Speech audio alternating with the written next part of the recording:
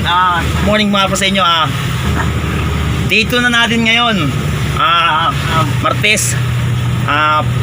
Pupunta na kami ngayon sa sa ginagawa namin kahapon, yung hindi namin natapos. Yung sana matapos na namin ngayon yung ginagawa namin doon para makabiyahe na kami. Kasi kahapon, kung isang araw namin, doon lang natapos sa ginagawa namin. Kasi nabot nga kami ng gabi, hindi namin siya natapos. So ngayon sana matapos namin. Ito, ang panahon, problema pa panahon, medyo kulimlim.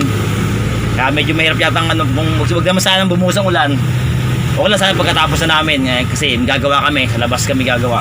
Dahil ayos namin yung gulong, yung bearing. Yun, sana ngayon matapos na namin para makabiyahe namin itong kahapon. Dahil tapos sana matapos na namin siya ngayon para makabiyahe namin, ang karga namin. Kasi may karga kasi yan, may biyahe na kasi yan. Dapat nga kahapon na yan, kaya problema nga lang, nagka-problema, hindi namin nabiyahe. Pero sana ngayon matapos na namin to. Ito na yung ginagawa namin kahapon, tutuloy na namin, sana mayari na namin. Magkapat kami ng bearing kasi nasira yung bearing namin, kumakat, nadurog na. Palitin namin lang yung bearing. Mag-atik-atik muna ako rito kasi nasira yung thread ng lagayan. Nagaling ko muna, hagyan muna ng daan. At sa problema to kahapon mainit. Problema naman ngayon, maulan naman siya, maulan. Kaya isang isang mahirap din bubuhos yung ulan niya, pero hindi naman siya malakas. Kaya lang diba, sabi niya mahinang ulan siya, yung mas pero sana huwag naman sana kasi mahirap magkasakit ngayon, bawal. Kahapon mainit, ngayon naman maulan. Ano ba yan? Ayan, maglalagari muna ako. Yan lang kayo.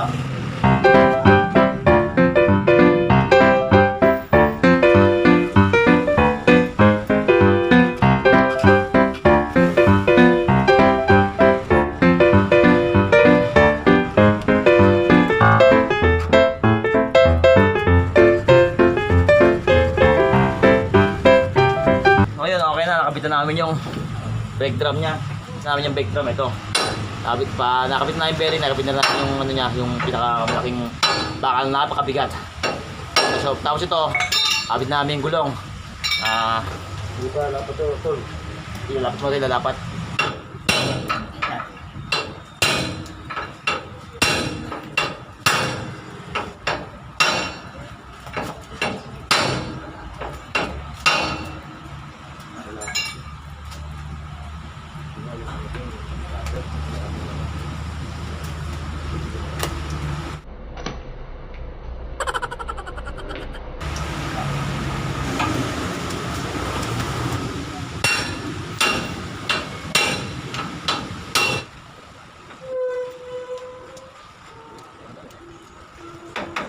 Na namin. Wow! Alapatin na lang. Tapos kabitan namin yung pagulong na yan. Makakabiyahe na kami.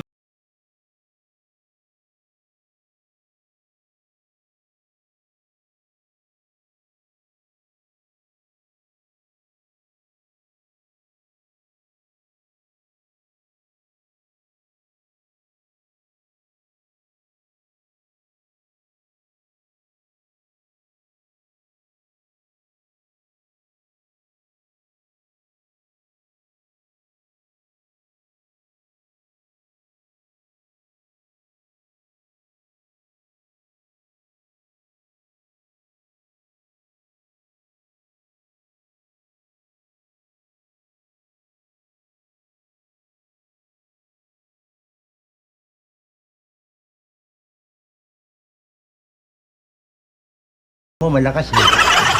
Sobrang bumuhos ang ulan. Ayun nga, hindi pwede ihinto, kaya namin tapusin na yung kasi mukhang di titigil yung ulan. Kaya dito tayo matapos. So, yun, sa awa ng Diyos, natapos na rin siya.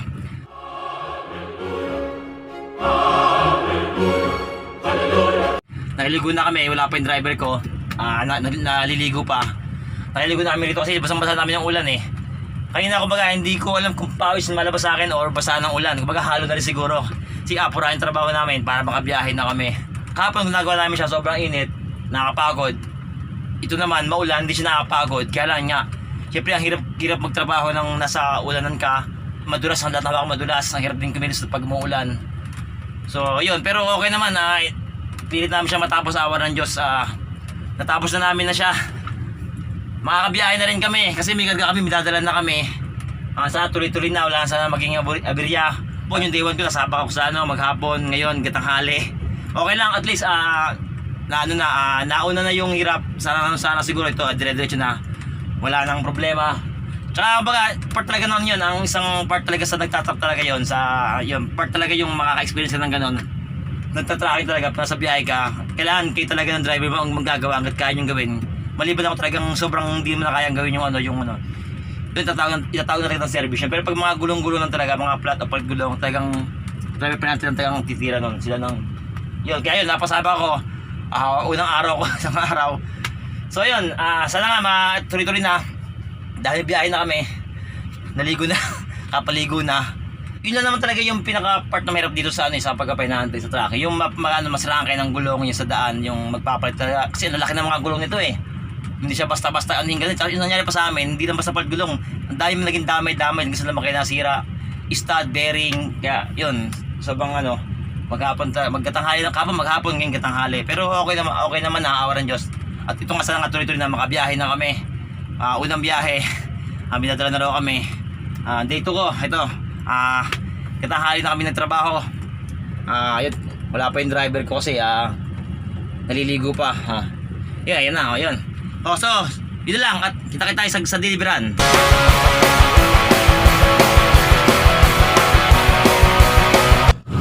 So, ayun, nakaalis na kami sa, punta na kami sa deliveran. May deliveran sa ating delivery ngayon. Sa Harbor. Diretso kami sa deliveran, sa biyahe. Sana wala na maging aberya, tuloy-tuloy na. At sa awa ng Diyos, tapos na rin kami, nakayari na. Magsisimula ng kumita. Yun lang naman yung mahirap yung masiraan Pero pagdating naman sa deliveran, kumbaga parang wala ka naman lang gagawin yung mga helpers na ganito. Kumbaga parang mag-a-assist ka na lang. Or kung meron kailangang ipadali na papirmahan ng mga papel sa guard, yun lang mga ipag-coordinate lang. Pero wala nang hindi naman yung helper na mag-discard ka nito Kumbaga may mag-discard ka na ron. Kumbaga parang tingin-tingin ka na lang, gano'n, parang bantay-bantay ka na lang. Yun na magiging papel ng magiging papel ko doon. So, yun, dito kami ngayon sa NLEX. Sa NLEX na kami. O paano? Kita tayo sa deliveran.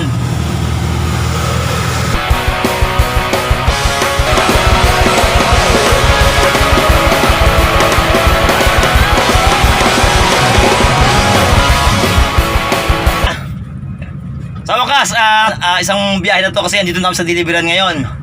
Ito sa Harbor.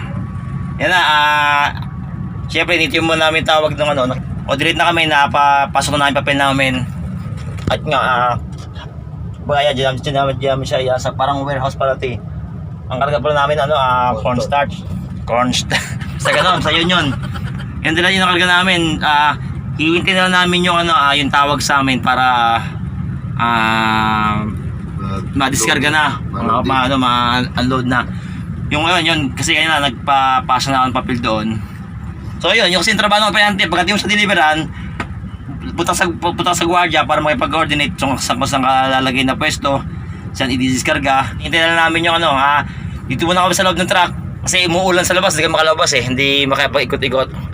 Yun, bali kami rito, hindi na kami may ibang truck pa na kasabay din namin na yan, didiskargahin. Yan, bali tatlo yatang ganito.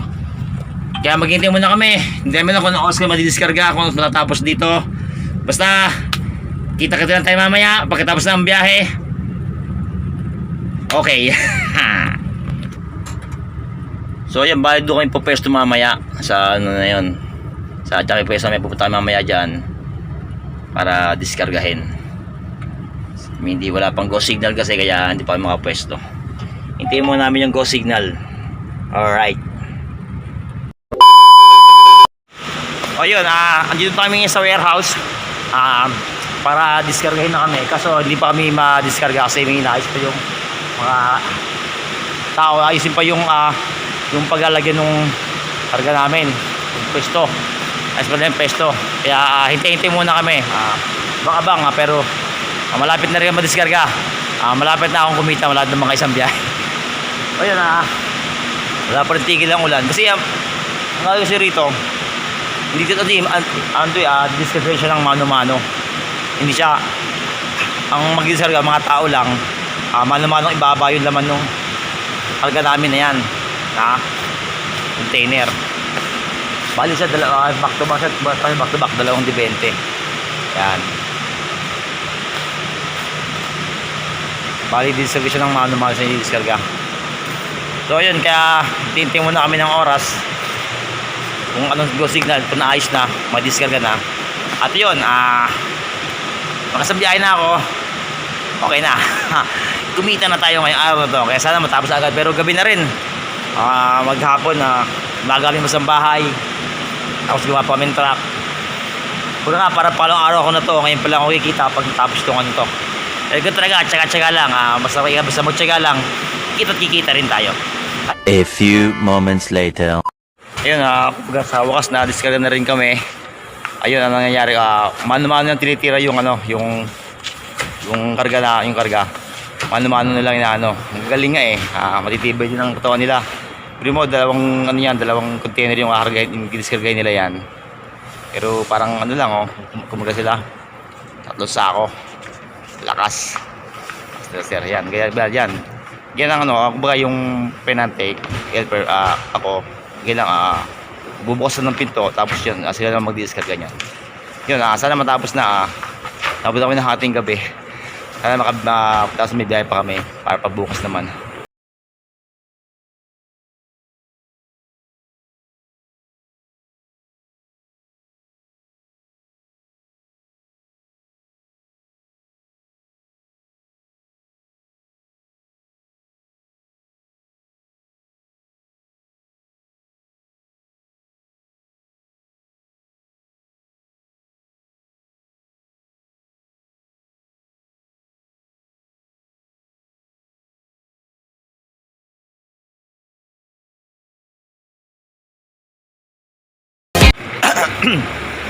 O yun, bali ang ginagawa dyan mano-mano na dinidiskarga yung laman yan tapos sinakamada sa may yan na yun mano-mano lang siya ang tawag sa kanila mga mano siguro dahil kaya manong tawag dahil nga mano-mano sila nagdidiskarga kasi hindi naman ito nakapaleta kaya hindi siya pwede suruin ng forklift kaya ang ginagawa niya mano-mano lang i-diskarga yan. Yan siguro mga isang oras na tinitira about isang So yun, inabot na rin kami ng sana wala ng ulan. Inabot na rin kami ng hating gabi. Yung isang biyahe. Pero okay lang, kumbaga parang sulit din naman dahil kikita na sa araw to. Pero ang galing din nila, kumbaga parang lalakas nila. Sabi nila, yung timbang ng sasako nila, nasa 25 kilos. Kanina nato sila mubuhat sila, nasa 3 sako bawat isang tao Kaya ang lakas nila, parang hindi sila napapagod. Kaya na pa sila nagdidiskarga kasi parang pang ilang truck na kami nagdidiskarga nila kaya gagaling nila, ang lalakas ng katawan nila. Bari yung lahat na yan, kinamada nila yan, nagbungan na yan. Makakita nyo itong loob ng warehouse. Puro kinamada nila mano-mano talaga. So ayun, malapit na matapos at biyahe na uli.